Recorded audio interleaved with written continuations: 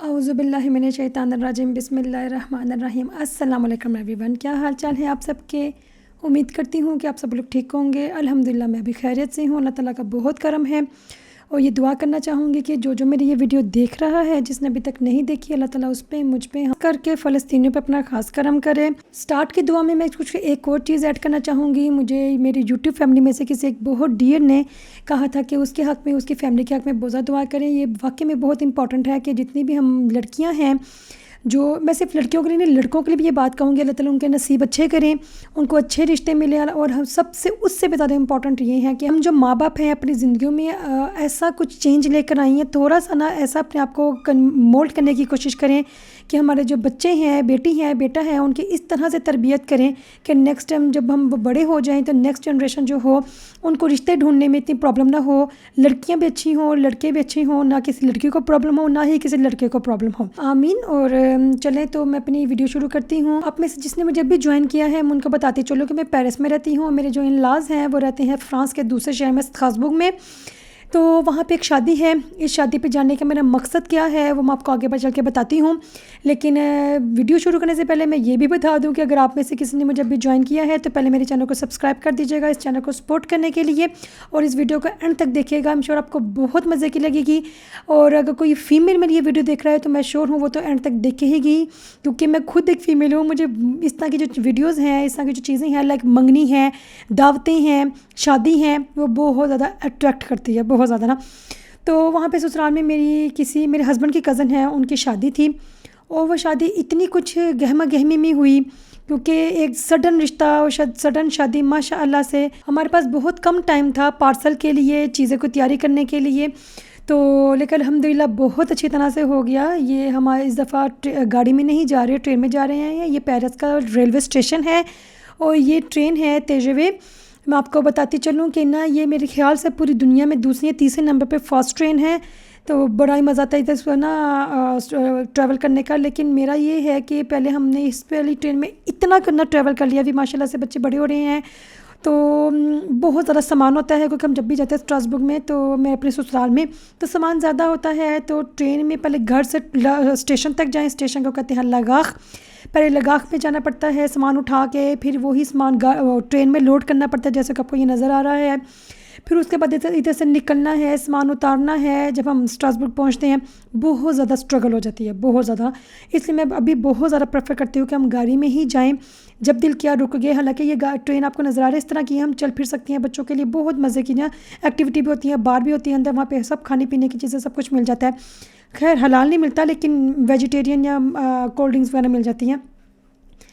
मज़ा तो आता है, लेकिन मैं अभी ज़्यादा प्रेफर करती हूँ गाड़ी में ना ट्रैवल करने का, क्योंकि हमने सिर्फ घर के नीचे ना गाड़ी के अंदर सारा सामान ठोसने के बाद सफ़र किया। सफ़र करने के बाद उधर घर के नीचे भी हमारी गाड़ी उतरनी है। इस तरह से ये ख़वारी नहीं होती।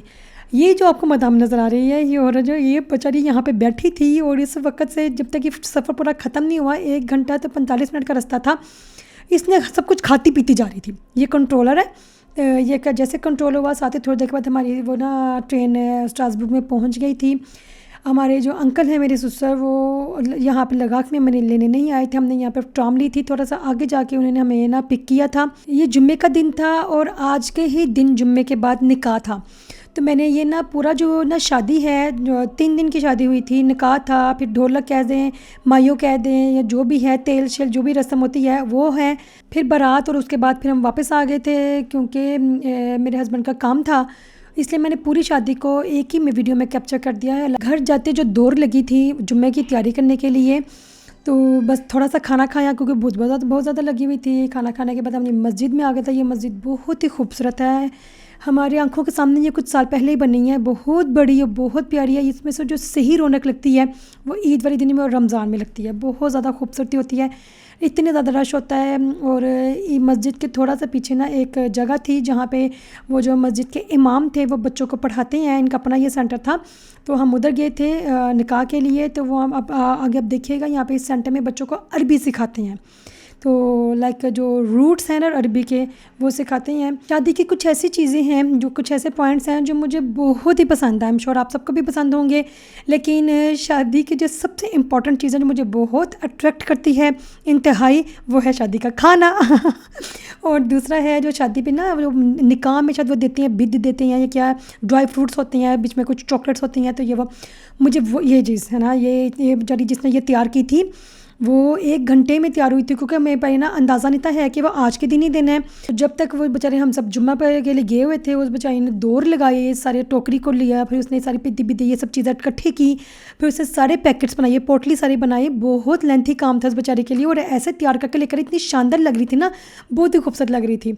तो फिर मुझे जो अट्रैक्ट करता है शादी का खाना है, ये बिद है, मेहंदी है, कपड़े हैं ऑफ कोर्स, क्योंकि हमारे यहाँ पे ना फंक्शन बहुत कम आते हैं। जैसे कि मैंने आपको बताया था, हमारे पास ईद भी सिर्फ 1 दिन की होती है। बाकी दिनों में आप लोगों ने घूमना है, फिरना है, एक दूसरे के घरों में जाना है, वो एक अलग बात है, आपकी अपनी मर्ज़ी है। लेकिन जो सही वाली ईद है, जिस पे सही प्रॉपर हमने ना सारा इंतज़ाम करना है या तैयारी वगैरह करनी है, वो ईद का पहला दिन नहीं है। मतलब छोटी ईद है या छोटी बड़ी ईद है जो भी है, हम ईद का पहला दिन नहीं होता है। तो हम ना इस तरह के जो फंक्शंस होते हैं, लाइक दावतें होगी, शादी होगी, मंगनी होगी, हम उसके लिए बहुत तरसते हैं। और जब वो आती है तो हमारे पास सिर्फ 1 दिन होता है जिसमें सारी एक्साइटमेंट ना हम ए से लेकर ज़ेड तक निकालने का हमें मौका मिल जाता है।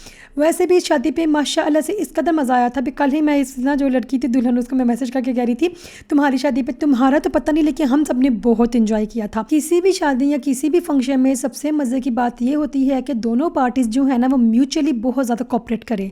ये खैर हाँ जी, ये उपटन वाला दिन था। उपटन कहते, ढोलक कहते, जो भी है। वो सुबह सुबह उठते, मेरी ना जो आंटी थी वो हमारे घर के बिल्कुल नीचे ना बेकरी है, वो कहते बच्चे उठेंगे तो मैं उनको खुद अपने साथ लेके जाऊँगी बेकरी में ना, उन्होंने जो नाश्ता करना है तो वो लेकर चलेगी वहाँ पे। हमने बस फटाफट ना तैयारी पकड़ी जाने के लिए वहाँ पे। ये तो शुक्र है मैंने ना उपटन वाले दिन या फिर ढोलक वाले दिन जो भी है उसकी पूरी ना एक छोटी सी वीडियो बना ली कपड़ों की। और बारात वाले दिन में ना संडे का दिन आ गया था, संडे को बारात थी, और संडे का सुबह तक ना मैं इतनी कंफ्यूज थी। मेरे पास 2 कपड़े थे, 2 सूट, एक लहंगा था और दूसरा शरारा था। मैं कह रही थी मैंने शरारा पहनने को, उसका दुपट्टा बहुत ही खूबसूरत था। और मुझे इतना मैं भूख लागी हुई थी बच्चों की तैयारी के लिए, चीज़ों के लिए, घर का भी देखना सुनना था। तो बिल्कुल भी याद नहीं रहा कि अगर मैं पहन के नहीं वीडियो बना सकी तो उससे पहले या उसके बाद में वीडियो बना लूँ, क्योंकि फंक्शंस के वेरी नेक्स्ट टाइम वापस आ गए थे और कपड़े मेरे वहीं पे थे। ऐसा भी नहीं किया कि मैं बाद में वीडियो बना सकूं, लेकिन मेरा दिल चाह रहा था कि मैं शरारा पहनूं। और मेरी देवरानी मुझे कह रही थी कि तुम लहंगा पहनो, और मैं कह रही थी मैंने लहंगा नहीं पहनना है, तो मैं क्या बच्चों के साथ ना खवार होती रहूँगी। लेकिन मैंने बहुत अच्छा फैसला किया कि मैंने लहंगा पहन लिया। वो बहुत ज़्यादा खूबसूरत था अल्हम्दुलिल्लाह से। जब कभी मैं वहाँ पे जाऊँगी स्ट्रासबर्ग में, अभी छुट्टियाँ हो गई हुई हैं, तभी हमने जाना है अपने बच्चों को लेकर, तो वहाँ पे जाकर मैं ज़रूर आपको अपने लहंगे की वीडियो बना के भेजूँगी। आप भी देखिएगा, बड़ा खूबसूरत लहंगा था।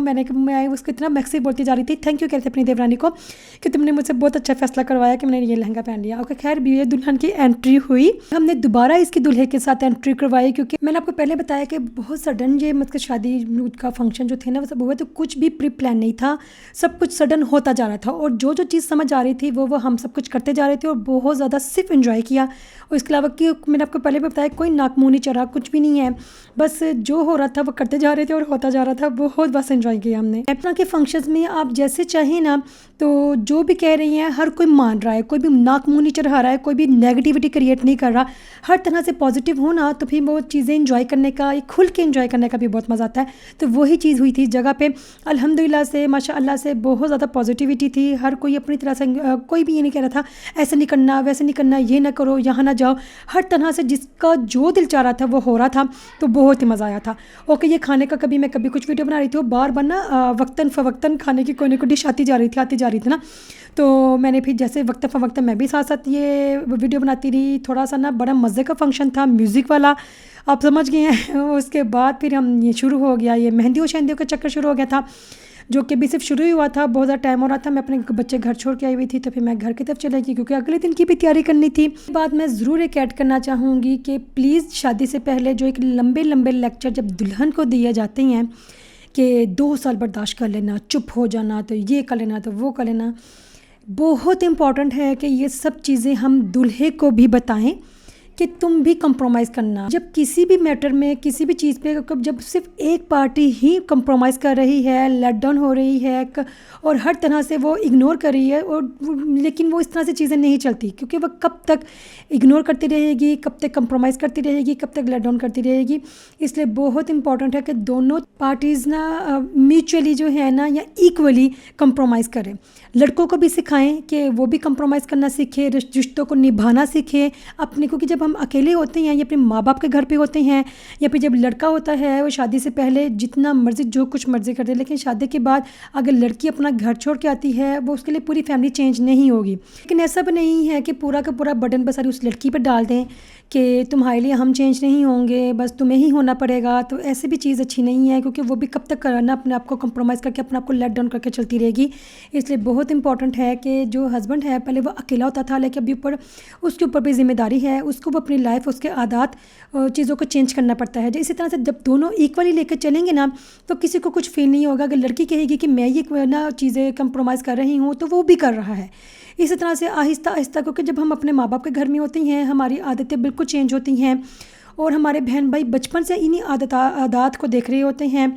तो लेकिन जब शादी होती है, तो आपके हस्बैंड को भी, बेशक वो बचपन से आपको जानता है, आपका कज़न है, ये रिश्तेदार है, बेशक आपकी फूफो है, अपनी खाला है या गैर हैं, वो आपको उस तरह से आपकी आदत को नहीं पहचान पाते, ना आप ससुराली को जान सकते हैं।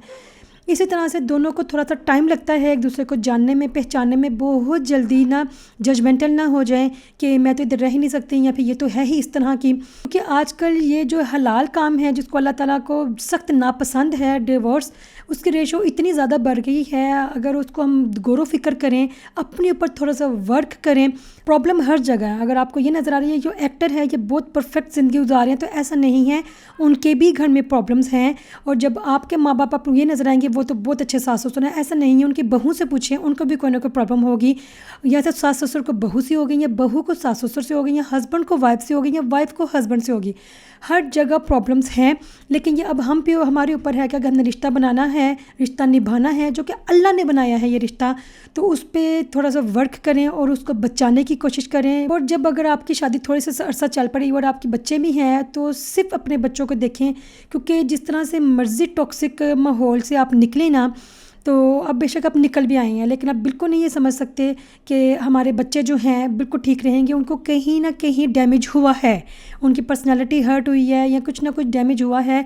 इसलिए बच्चों के लिए जो कि मासूम हैं, उनको नहीं पता माँ गलत थी या माँ गलत है, बाप गलत थी या बाप गलत है। तो बच्चों के लिए अपने ऊपर थोड़ा सा ना वर्क करें। और हो सकता है कि आगे कुछ अरसे में, जैसे लग रहा है कि ये रिश्ता तो बिल्कुल एंड है, हो सकता है कि यही रिश्ता अगर कुछ अर्सा आपने बर्दाश्त किया है, और वो फ्यूचर में इतना कोई खूबसूरत रिश्ता निकल आया है जो आप इमेजिन भी नहीं कर सकते, क्योंकि फ्यूचर तो अल्लाह ताला को पता है कि फ्यूचर में क्या होना है। इसलिए हो सकता है फ्यूचर में अल्लाह ताला ने कितना खूबसूरत रिश्ते को बनाया हो। इसलिए थोड़ा सा ना वर्क करें, थोड़ा सा कंप्रोमाइज़ करने की कोशिश करें। और इसके साथ ही जैसे लड़की की रुखसती हुई माशाअल्लाह से, अल्लाह ताला उसको खुश रखे। हम सब बेटियों को अपने अपने घरों में खुश व आबाद रखे। जिनके अभी तक शादियाँ नहीं हुई, उनको अल्लाह ताला बहुत खूबसूरत अच्छे रिश्ते अता करे। और इसके साथ हम दोबारा अगले दिन स्टेशन के लिए निकल गए थे। ये ना स्टेशन में मैं कभी आपको डिटेल में ना ये स्टेशन दिखाऊंगी, जो कि है तो रेलवे स्टेशन, लेकिन बहुत ही खूबसूरत है। स्पेशली पेरिस वाला रेलवे स्टेशन तो बहुत ही प्यारा है। तो मैं आपको ज़रूर इसे विज़िट कराऊंगी, अभी देखिएगा, डिटेल में बताऊंगी जितना मुझसे हो सकेगा। ओके, अगर तो आपको मेरी ये वीडियो अच्छी लगी होगी, मेरी कोई बात बुरी लगी होगी, तो मुझे कमेंट करके बताइएगा। अपना बहुत ज़्यादा ख्याल रखिएगा, दुआ में याद रखिएगा। एंड यस, कमेंट करना और सब्सक्राइब करना ना भूलिएगा। मैं आपका कमेंट बहुत शौक़ से पढ़ती हूँ और मुझे आपके कमेंट का इंतज़ार भी रहता है। ओके, फिर अल्लाह हाफिज़।